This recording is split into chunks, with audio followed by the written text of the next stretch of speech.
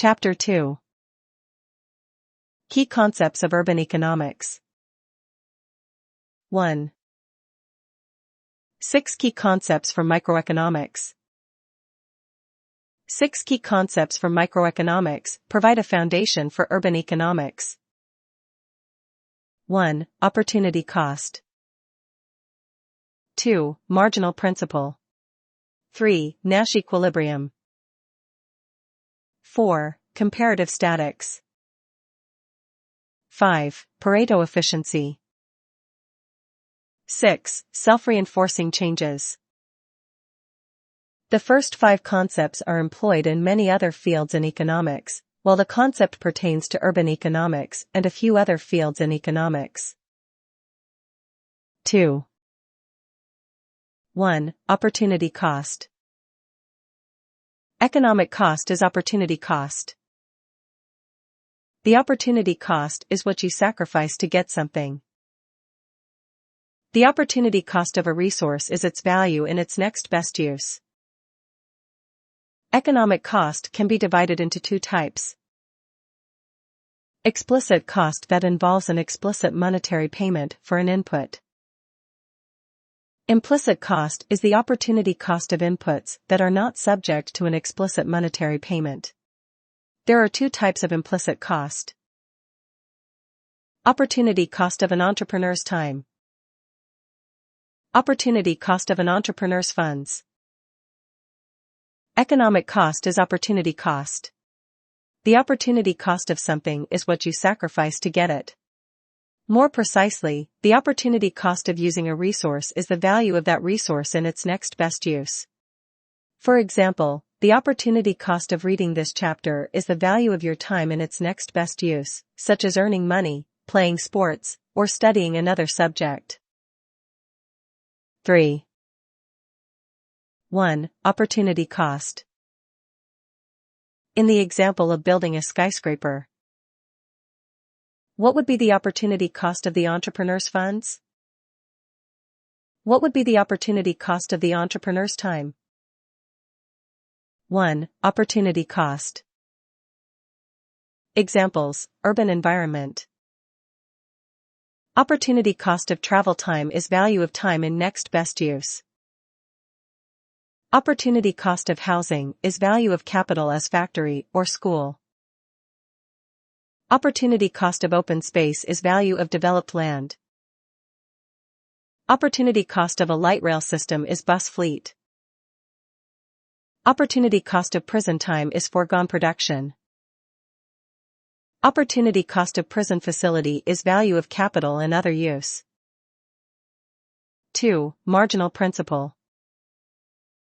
Marginal principle. Choose the level of an activity at which the marginal benefit equals the marginal cost. Marginal benefit, additional benefit from 1 more unit. Marginal cost, additional cost required to provide the benefit of 1 more unit. Economic reasoning often focuses on marginal or incremental changes. The marginal benefit of an activity is the additional benefit resulting from a 1 unit increase in the activity. The marginal principle provides a simple decision-making rule for choosing the appropriate level of an activity. If the marginal benefit of some activity exceeds the marginal cost, the marginal rule says to do more. A decision-maker should increase the level of the activity until the marginal benefit equals the marginal cost. The marginal principle. 1. Marginal benefit. The marginal benefit of the building height equals the rent collected on the additional floor. The marginal benefit curve is negatively sloped, because a taller building devotes more space to vertical transportation, stairs and elevators, leaving less rentable space. As the number of floors increases, total rental revenue increases, but at a decreasing rate. 2. Marginal cost. The marginal cost of the building height equals the additional construction cost from building 1 more floor. The marginal cost curve is positively sloped because a taller building requires more reinforcement to support its more concentrated weight. As the number of floors increases, construction cost increases at an increasing rate. The firm maximizes profit at point A, with 20 floors at a marginal cost of $6 million. The firm stops at 20 floors because the cost of adding the 21st floor exceeds the rental revenue from the additional floor. 7. 2. Marginal principle. Urban applications. Households use the marginal principle in choosing a residential location and how to vote in local elections. Firms use the marginal principle to decide how much to produce, how many workers to hire, and where to locate a production facility. Local governments use the marginal principle to make decisions on hiring teachers, public safety programs, buses. 8. 3. Nash equilibrium. Nash equilibrium, there is no incentive for unilateral deviation. Nash equilibrium is achieved if the following occurs. No single decision-maker has an incentive to change his or her behavior, given the choices made by other participants. There are no regrets, given the choices of other participants. An economic environment has reached an equilibrium if there is no pressure to change things. In microeconomics, a key equilibrium concept is Nash equilibrium, named after John Nash, the recipient of the 1994 Nobel Prize in Economics and the subject of the movie A Beautiful Mind. 9. Nash equilibrium in a supply and demand model. Key assumptions of the supply and demand model. Both consumers and producers in a perfectly competitive market are price takers. Firms cannot unilaterally move the price in a favorable direction. Consumers cannot move the price in a favorable direction. Nash equilibrium in a supply and demand model. Equilibrium. This figure shows the market equilibrium in the market for new housing. At the equilibrium price of $300,000, the quantity supplied by firms equals the quantity demanded by consumers at 200 new houses per year. 1. Individual firm. The market supply curve shows the profit-maximizing responses of individual firms to different prices. At the market equilibrium, each firm is doing the best it can, given the market price. 2. Individual consumer. The market demand curve shows the utility-maximizing responses of individual consumers to different prices. At the market equilibrium, each consumer is doing the best he or she can, given the market price. Nash equilibrium in a supply and demand model disequilibrium. The figure shows two cases of market disequilibrium. In both cases, there is an incentive for unilateral deviation, so the market has not reached a Nash equilibrium. 1. Excess supply. Firms have an incentive to offer to sell at a lower price. At any price above the equilibrium price, there will be excess supply of the product. At a price of $420,000, the excess supply is shown by the gap between point B on the demand curve and point C on the supply curve. In this case, although firms are willing to sell new houses at a price of $420,000, they cannot find consumers who are willing to pay that relatively high price. These firms have an incentive to unilaterally cut the price to attract consumers. 2. Excess demand. Consumers have an incentive to offer to buy at a higher price. At any price below the equilibrium price, excess demand for the product will be present. At a price of $210,000, the excess demand is shown by the gap between point D on the demand curve and point E on the supply curve.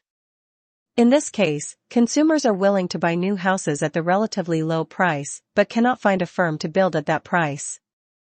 These consumers have an incentive to unilaterally offer a higher price and thus outbid other consumers for new houses. 12. Nash equilibrium in location choice. The concept of Nash equilibrium applies to all sorts of decision-making environments. Example: vendors compete for customers on a beach.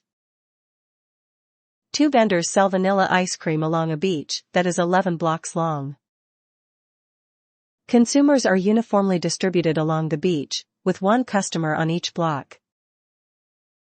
Each consumer patronizes the closest ice cream vendor. 13. Nash equilibrium in location choice. In the initial location pattern shown in the upper panel of the figure, vendors lefty and righty divide the beach into two equal market areas, and each locates at the center of his or her market. Lefty's consumers are in blocks 1 through 5, while righty's customers are in blocks 7 through 11. The consumer in block 6 is indifferent and choose a vendor randomly. Each vendor has 5 customers for certain and a 50-50 chance at a 6th customer. Although the initial location pattern seems sensible, it is not a Nash equilibrium because each vendor has an incentive to unilaterally deviate. The second and third panels show the transition from the initial positions, in the upper panel, to the Nash equilibrium. Let's talk about the second/middle panel. Here, lefty moves to the median location. Suppose lefty moves to block 6. This is the median location, defined as the location that splits consumers into two equal groups. 5 consumers are to the left, and 5 customers are to the right. Lefty's unilateral deviation increases her number of customers to 7. In Rast, righty now has only 4 consumers. 14. Nash equilibrium and spatial variation in prices. Location. Higher price for a more desirable location eliminates the incentive for unilateral deviation. Move to more desirable location. Labor. Lower wage for a more desirable workplace eliminates the incentive for unilateral deviation. Move to more desirable workplace. 15. 4. Comparative statics. Comparative statics are used to predict the responses of decision makers and markets to changes in economic circumstances. The two types of comparative statics exercises are comparative statics for a choice variable, comparative statics for an equilibrium variable. Comparative statics are used to predict the responses of decision makers and markets to changes in economic circumstances. Comparative statics, choice variable. Parameter. A variable whose value is taken as given by a decision maker. Comparative statics. Effective change in the value of a parameter on the value of a choice variable. Example.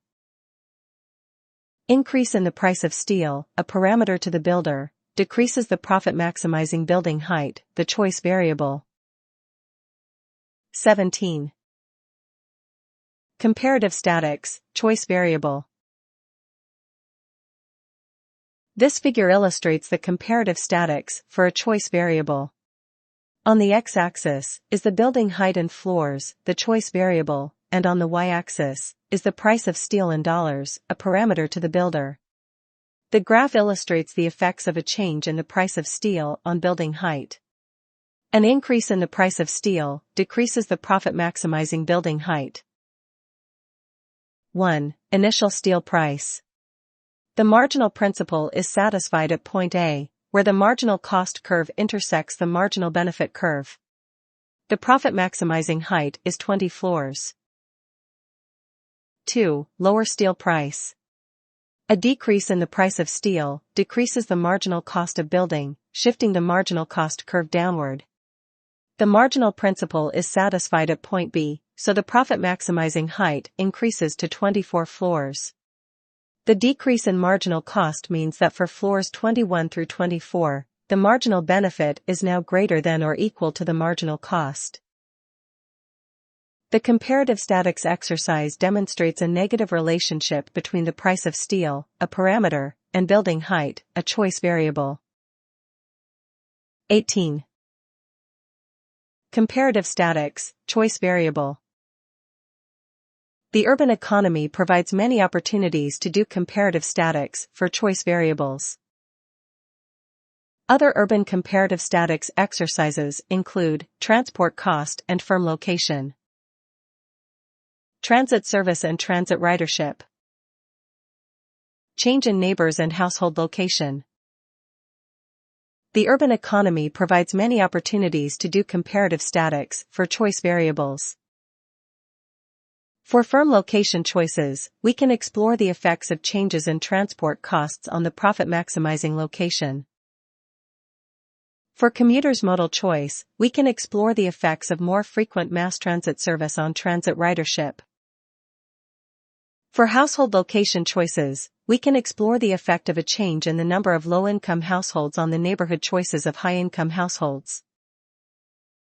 In general, whenever people or organizations make rational choices, we can use comparative statics to see how a change in the value of a parameter affects choice. 19. Comparative statics, equilibrium variable. Parameter. A variable whose value is determined outside the market being studied. Comparative statics.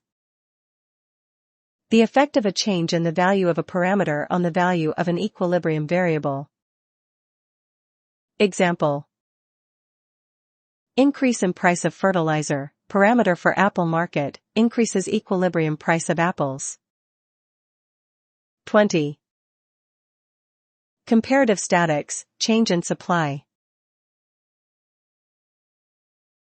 This figure illustrates the comparative statics of a change in supply. On the x-axis is the equilibrium price of new houses, an equilibrium variable, and on the y-axis is the carpenter wage, a parameter. With the help of this line graph, we can predict the effect of an increase in the carpenter wage on the equilibrium price of new houses.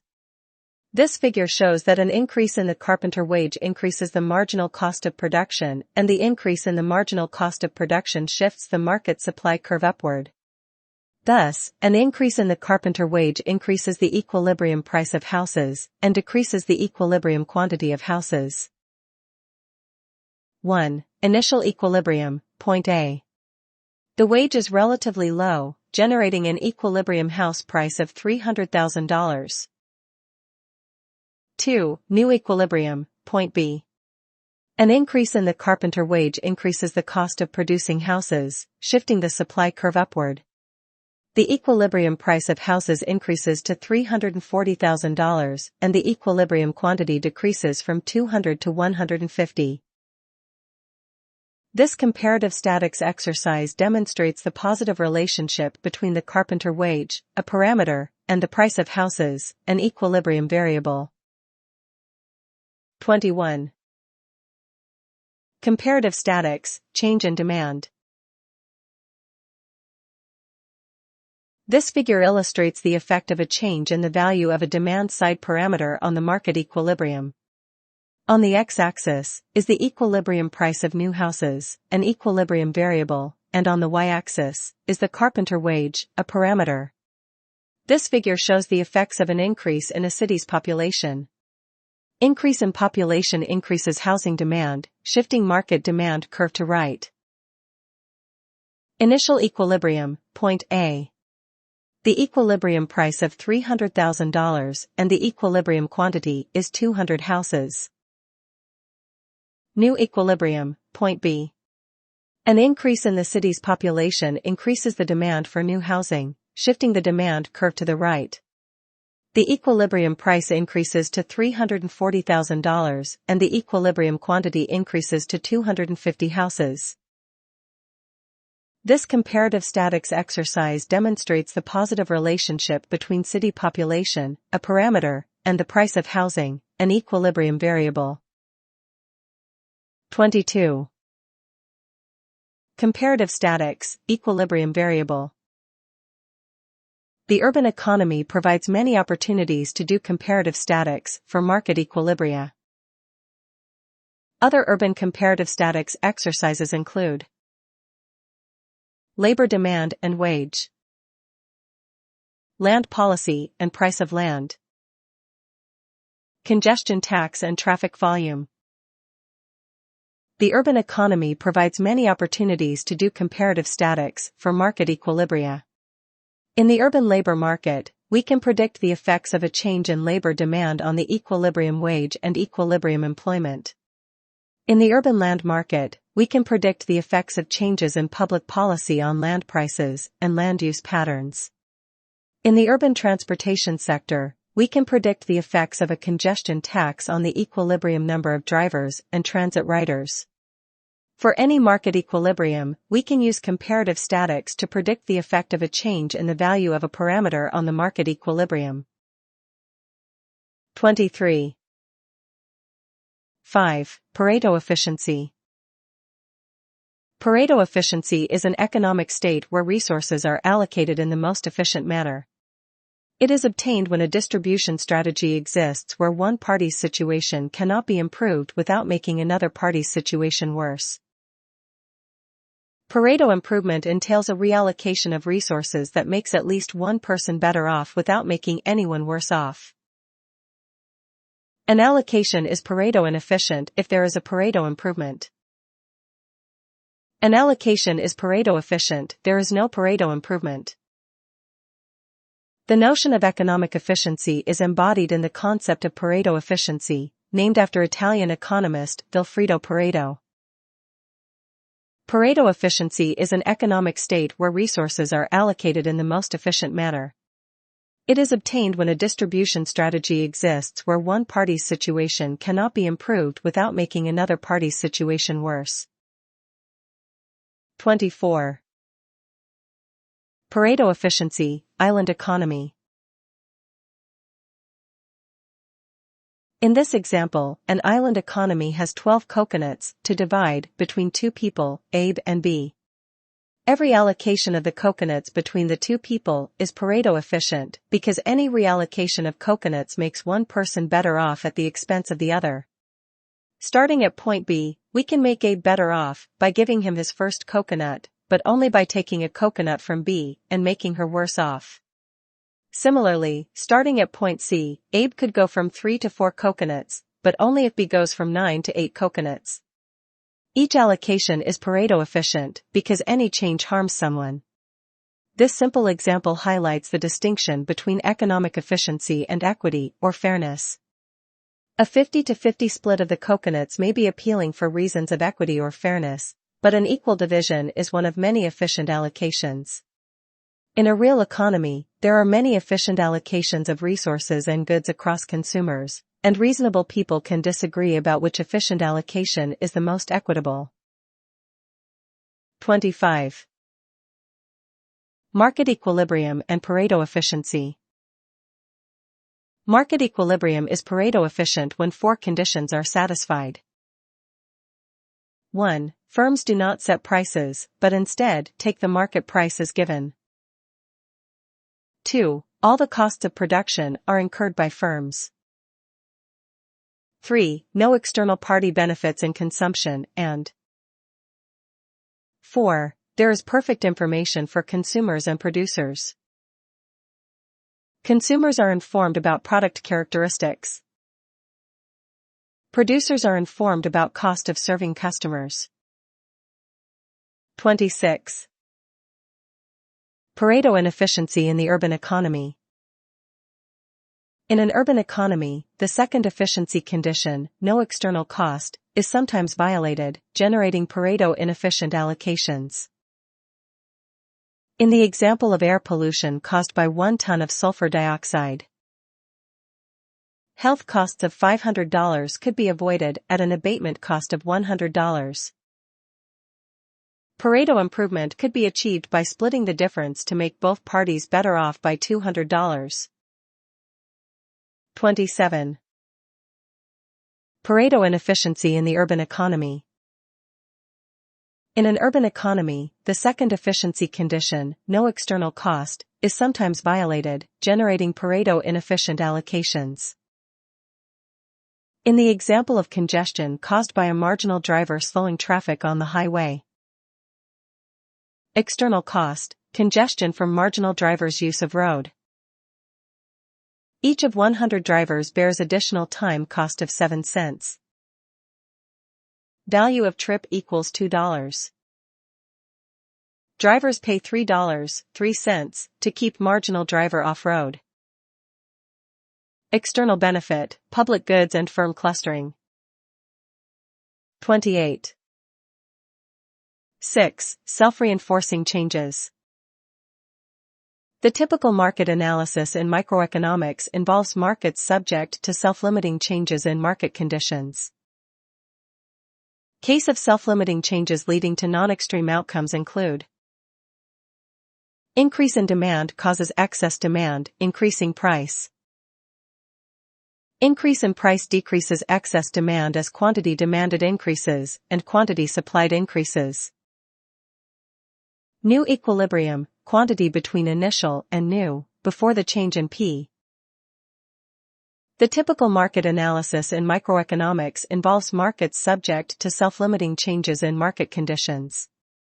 For example, an increase in the demand for a product initially causes excess demand for the product.